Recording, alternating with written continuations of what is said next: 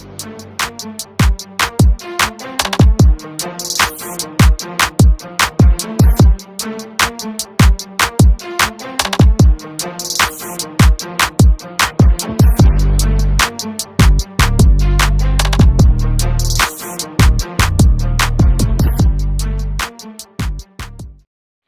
to Dyme Squad Magazine's podcast. Today we're excited to feature Erica Peeples, star of True to the Game 1 through 3, Juilliard alum, poet, producer, and wellness advocate. In this exclusive interview, Erica shares her journey from Hollywood to holistic living, her passion for empowering women, and the creative fuel behind her success. You won't want to miss this insight and inspiration. Let's dive in with Erica Peeples. All right, you ready? I am ready. Okay. All right. Your creative journey has taken you from the halls of Juilliard to starring roles in film and television. How did your time at Juilliard shape your approach to acting and storytelling? And are there lessons from that period that still carry with you today? So the question is, how did my time at Juilliard shape my storytelling abilities? Yes, your storytelling, your acting and storytelling. Oh, wow. So many ways. Well, number one, I have to give a huge shout out to Juilliard because it is the number one acting school in the world. And the reason for that is because of its very strenuous schedule and its dedication to the craft. And so I had to do a lot of script analysis, which is where you go in and you learn how to dissect the script and work on your characters and do the backstory and give yourself intentions. And then we also had to work on our voice.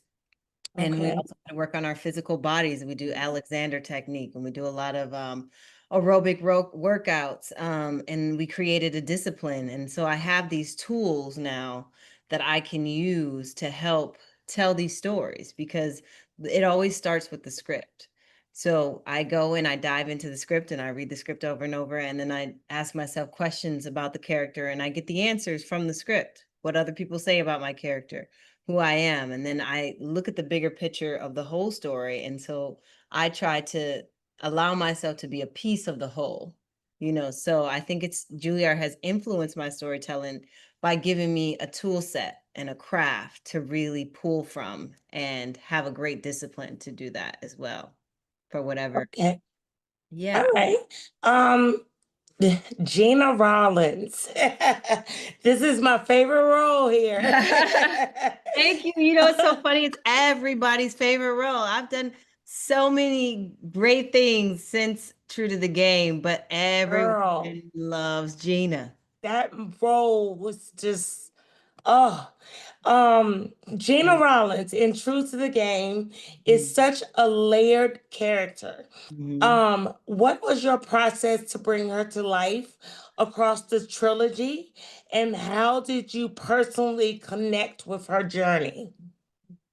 Okay, so Gina came to me is so interesting through a close friend of mine, Columbus Short, and he presented it to me as an opportunity for me to really be able to show people what I could do. And he felt like it was just perfect for me. And he was a vessel of God to give this opportunity to me. I had to audition for it. I went through a lot of auditions. But when I finally did get the part, I realized that Gina was so closely related to my sister, who was actually killed in her 20s because she was dating a drug dealer. And I'm sorry to hear that. Thank you. I was really young. I was around 10 when she passed away, but she was such a beautiful spirit and beautiful woman, but she was in love, and she fell in love with a man from the streets and she ended up getting herself caught up in this lifestyle and situation. And I didn't know it, but I think that kind of might have been why I was connected to Gina, because I was able to kind of connect to my sister in a way and really, try to find what her need was. And she just really wanted to be loved and she wanted to be courted and she believed in hopeless romantic, but she was where she was from, and she got Yeah. what she got. Yeah. Mm. And sometimes it's what you like. Because like myself, I don't like I like street guys. I just it's something Yeah. about it's like I wasn't raised that way at all. I was raised middle class, but it's like it was just exciting to me. And I don't like a guy. I would never marry a doctor. I would never marry a lawyer because Mm. I just it's like they're so corny. Well, not all of them are corny, but I know what you mean. I know you need a little action. You need something Yeah. like rough you up a little bit. Say, get your ass in the corner. Exactly, exactly. Yeah. My husband is not, he is not a doctor. I could not do that at all. I get it. Yeah, yeah. But that's Um, that's how I was able to connect to Gina. And then, she's such a monumental character because Terry Woods did such a great job of writing the book. And the book was a number one bestseller for many years, and everybody knew Gina from the book. yeah, So, for me, it was just like, all right, well, let me just sink in. And once I was really able to like become Gina, everybody loved Gina. To this, I yes. love everybody for loving me, for loving Gina. Right. Also, I want to know what is it like working with Columbus Short? Columbus is amazing. He's brilliant. Uh, he's probably one of the most talented actors I've ever worked with. Uh, Wow. he's definitely a method actor. Hmm. He channels and he goes in and he brings the characters to life through He his, does. you know, which may be an attribute to why he's had such a tumultuous, time here and there. But Hmm. he's multi-talented. He sings, he plays 5 different instruments. Oh, He wow. writes, he's got, he has a real director's eye. I mean, it's wonderful working with him because I feel like every time I work with him, I learn something new. I'm gonna have to interview him next. Oh, definitely. Yes. Definitely. He's brilliant. He really is brilliant. Okay.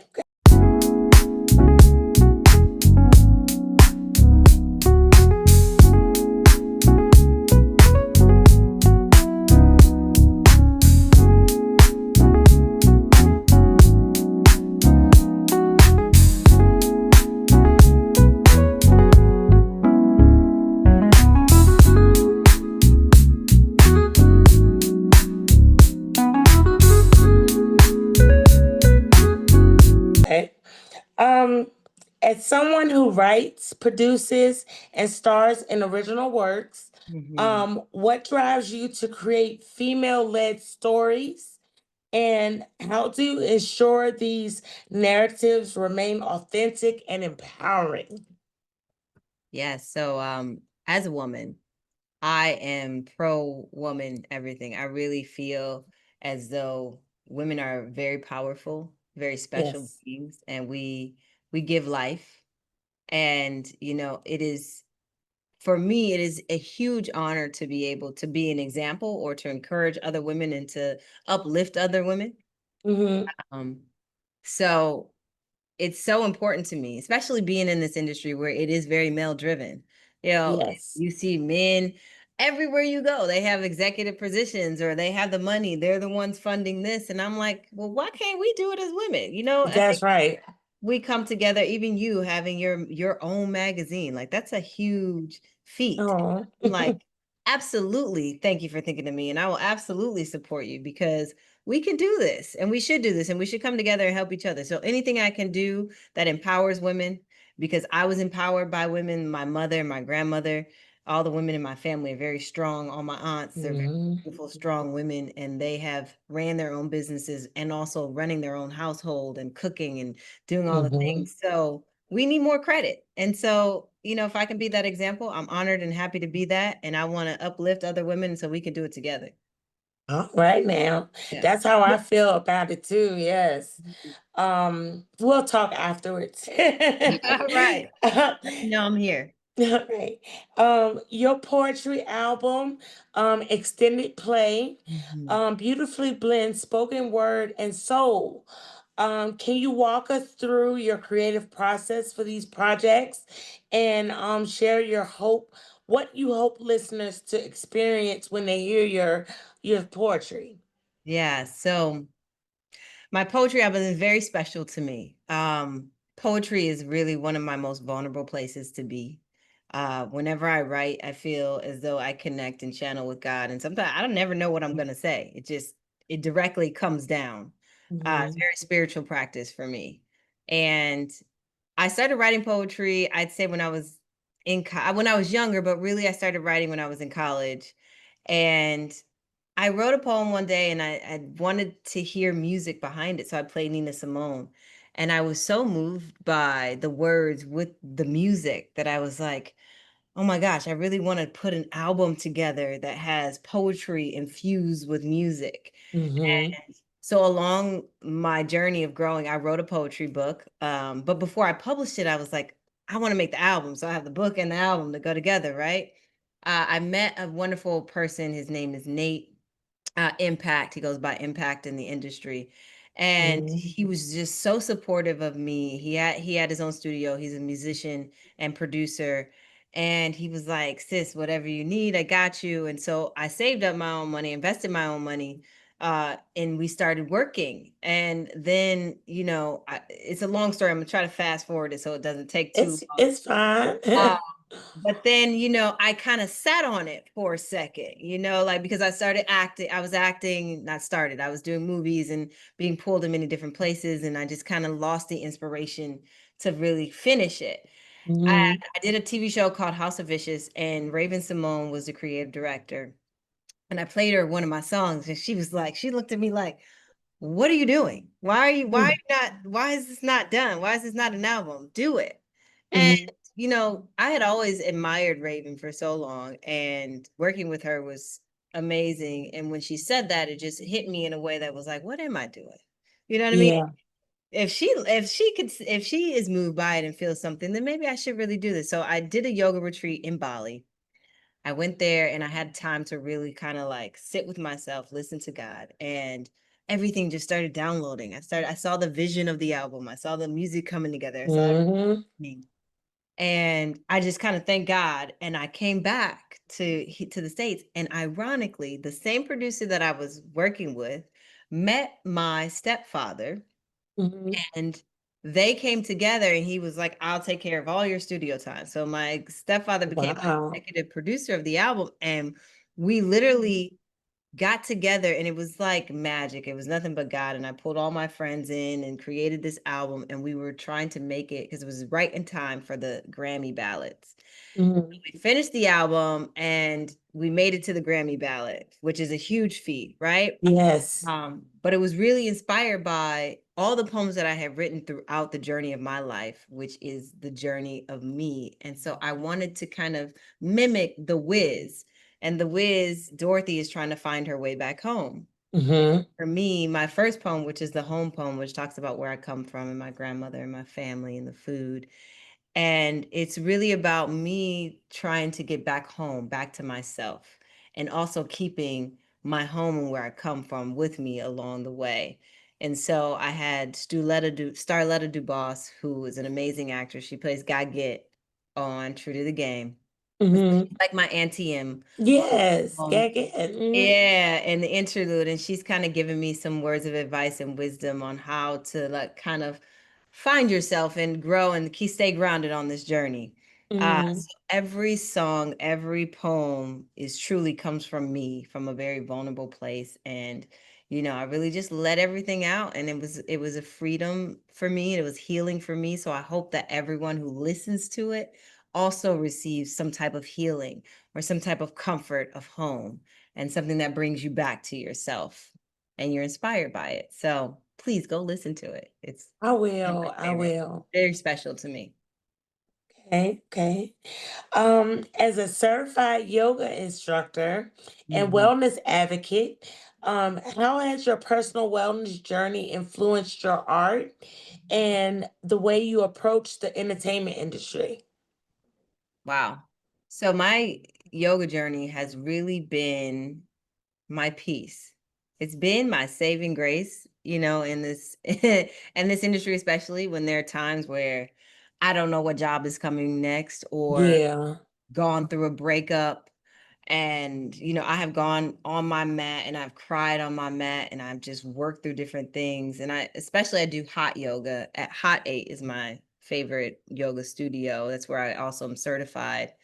But it became more of a physical thing. It was mind, body, and spirit for me. So it's a time for me that I can really take for myself, and I focus on my breath and my breathing, and I'm stretching my body, but I'm also building strength in my muscles, and I'm also healing myself because it detoxes your liver. It has so many positive attributes to help you have a long and healthy life. And so, which is why I decided to become certified, because I was like, this has changed my life. This has changed my body. Like, I've literally muscles and tone and shaped my body in a way that I didn't even expect to, because I was just loving doing it. Yeah. But I felt like if it could change my life the way it has, and it has been so healing for me, I wanted to do that for others, especially women, and especially women of color. I feel like we haven't been taught the best habits, and we don't really know what to do. I have my mom doing yoga. She loves it. It helps Yeah. with back pain and, long-term great benefits. So yoga has been such a beautiful journey for me. It has created a safe space and a peace for me along this journey of acting. When things are all over the place and I don't know what's going to happen next, I just go to my mat and I find my peace and breathe, and everything's okay. Hey, I need to work on that and start doing some yoga or something. I promise you, it will change your life. Even if you only do it 2 to 3 times a week, 2 times a week, you will love it so much. You will be like, I just got to go have my time. It's your you time. And we sometimes give so much that we don't take time for ourselves. Yeah. It's 1 hour of the day that you could just do you. Okay, I'm gonna try it. Try it, and you better call me. I And will. I want you to be like, girl, I know you're gonna be like, girl, you were talking yoga. I'm going every day. Yeah. When your husband get on your nerves, you be like, honey, I'm going to yoga. I promise.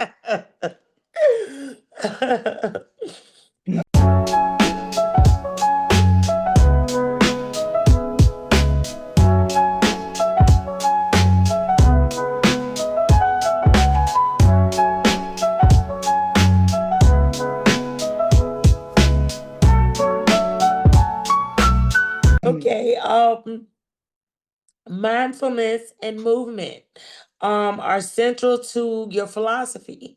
Can you share a daily ritual or practice that helps you stay balanced and inspired, especially during intense creative periods? Yeah. So meditation is big. I try to do a meditation every morning when I wake up or when I go to sleep.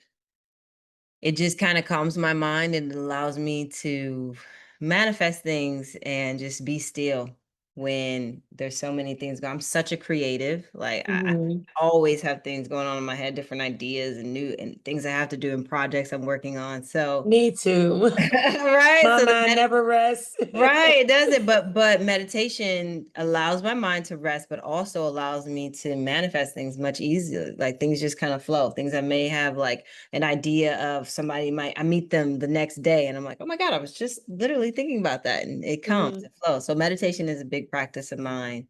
Finding moments of just quiet. I live by the water. So big bodies of water. Like, Oh, literally as I'm talking to you, I'm looking out at the water right oh, now. And girl. I wish. it I is love so the healing. ocean. Yeah, it is so important to just take those moments, just breathe, take a deep breath, like, and prayer, prayer Yeah. helps.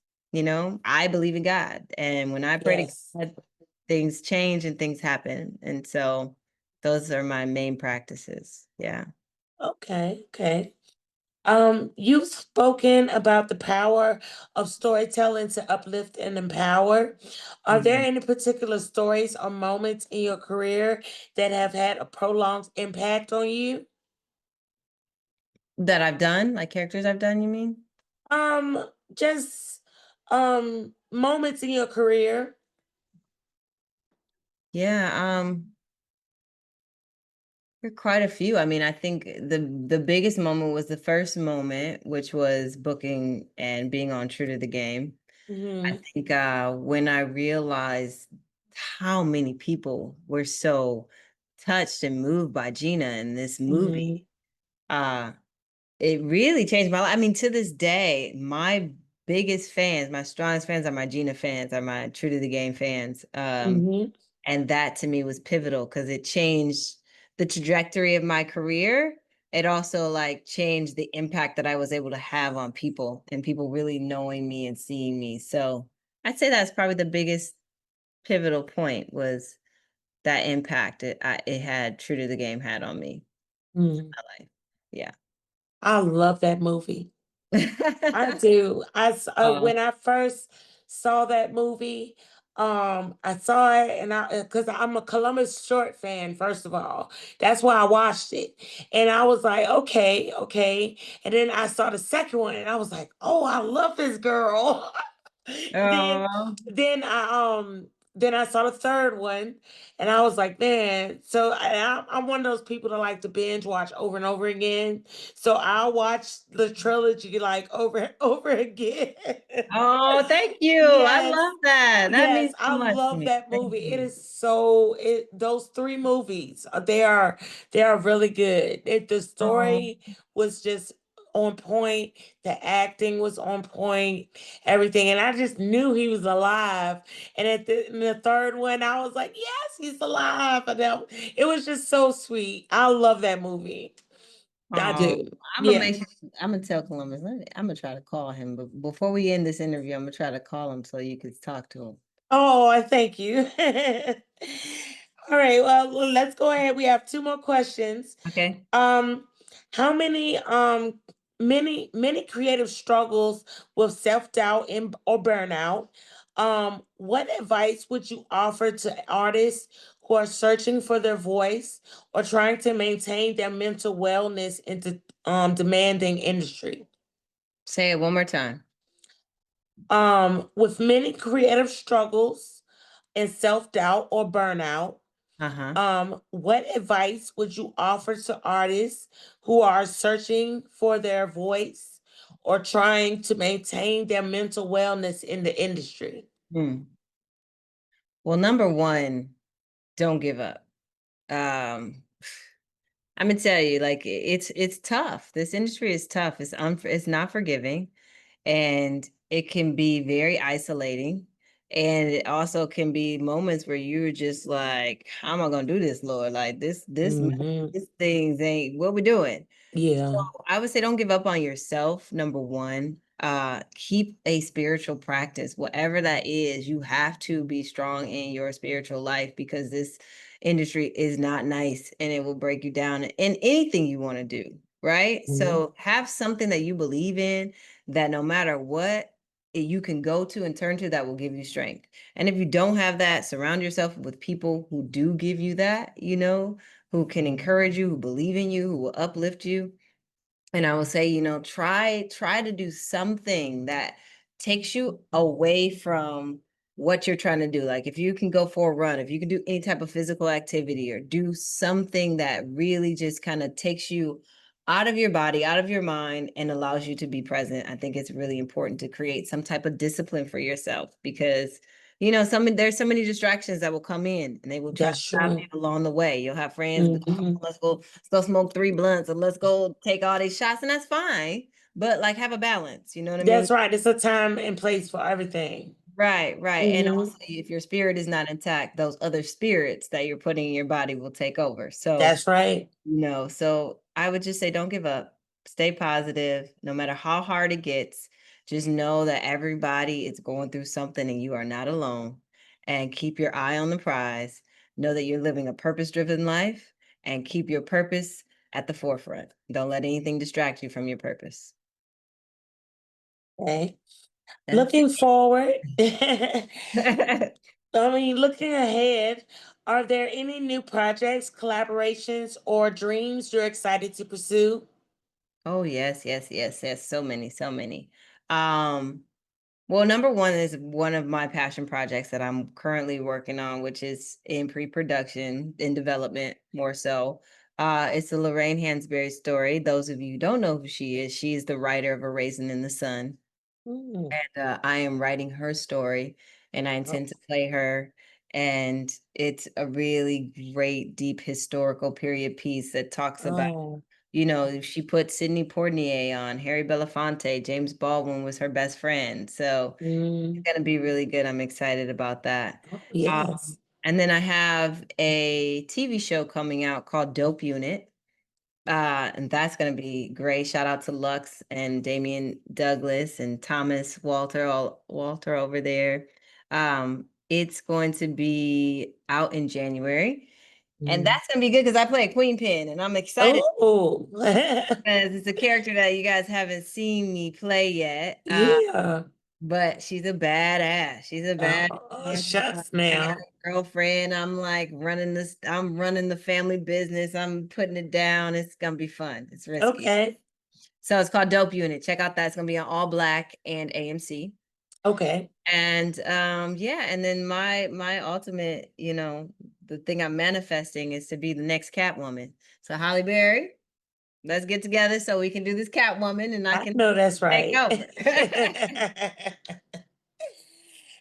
Okay.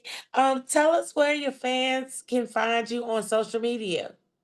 So I'm on Instagram mostly. I'm more active on my stories on Instagram, but it's Erica Peeples. Can't see it even on my hat if you need to see Peeples. Okay. But I'm on Instagram for the most part. I do some TikToking here and there. Most of my DJing is on TikTok. Facebook. But Erica Peeples, you'll be able to find me. Yeah. Okay. All right. It was such an honor interviewing you today. That wraps up our exclusive conversation with the amazing Erica Peeples. We hope you're leaving this episode feeling inspired by her journey, from Hollywood hits to healing through art and wellness.